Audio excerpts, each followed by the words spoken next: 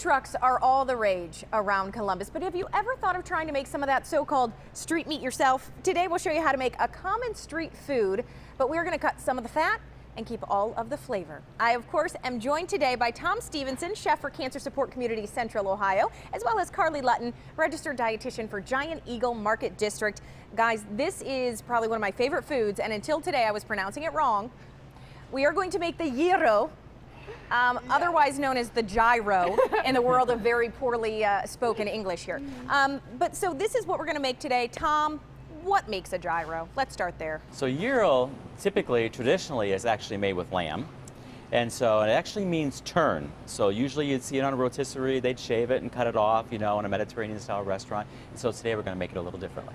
We are going to make it a little differently. Carly, I mentioned cutting the fat. So what does that look like? Yes, so for this recipe, we will be using ground beef instead of lamb. So ground beef, a lot of people assume that it's higher in fat than ground turkey or ground chicken, but that is actually false. Because what matters is not the type of meat, but the percentage of fat. So for this recipe, we're going to be using a 90% ground beef.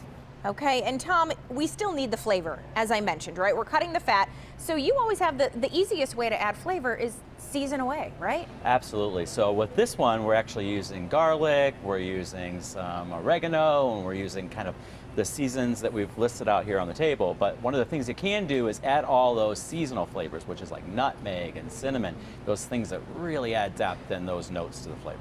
What about the sauce, tzatziki sauce? I'm saying that right, Carly? Yes, you are, yes. So what do we do when we have to kind of cut the fat there?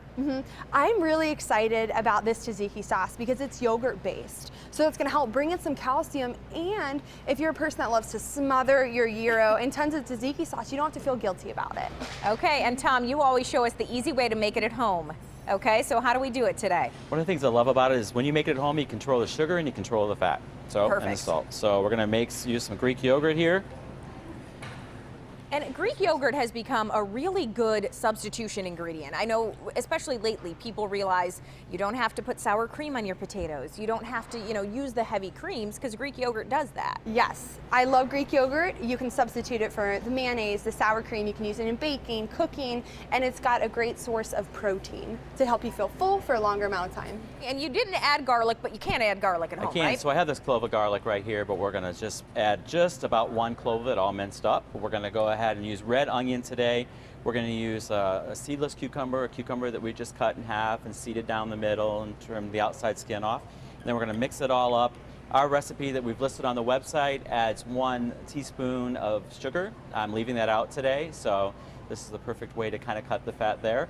And then just a little bit of salt. We mix it all up and you've got some nice, fresh tzatziki sauce. And when you assemble this, Carly, we've got whole wheat pita bread over there, right? Yes, we're going to be using whole wheat pita bread because it's going to be higher in fiber and also bring in some B vitamins.